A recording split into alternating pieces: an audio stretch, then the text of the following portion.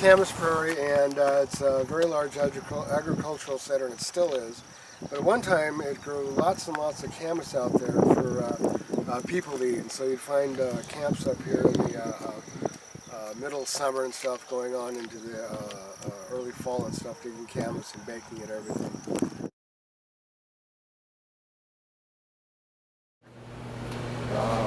These are the things that have been going on for years and years, and the nest burst experience. And that's why a lot of this leads up to what we call the beginning of the war. People didn't want to put full trust, I guess, in the U.S. Army, the way they were treated. They couldn't speak out in negotiations. One of our noted chiefs from this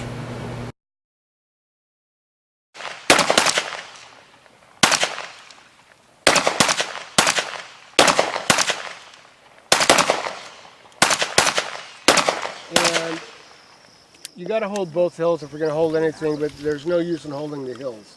You can't hold them.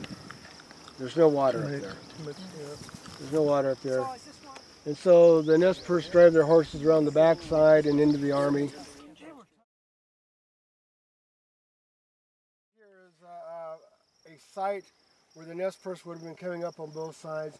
And what they're doing is they are protecting the camp. They have women, children, old people back over there, and they're putting themselves up as a front in between the soldiers and whatever actions they're going to take to keep the battle from getting down to the campsite. And the campsite is just over to our left over here.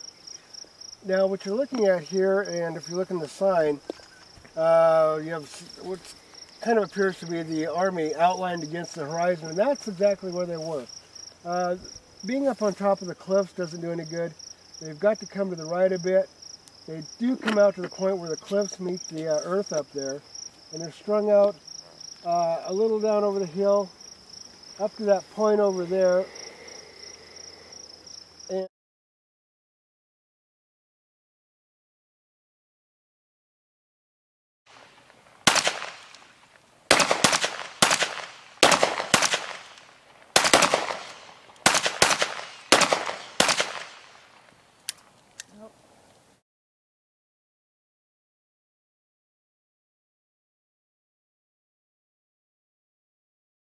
And somebody, I think, says he should get the Congressional Medal of Honor because he's the only one to have obeyed orders that day. But he lost men both times he was up here, so we're on the very spot he came up to see.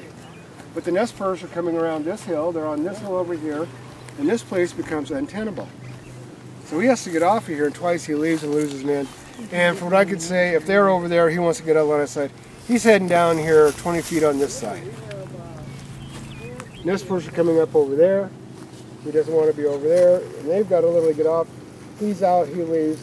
He's the last one on the battlefield left for a couple of days. He ends up.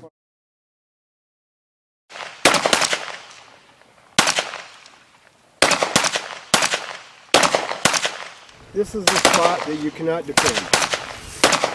No reason to. And other than that, you're just going to die up here. You're going to run out of water.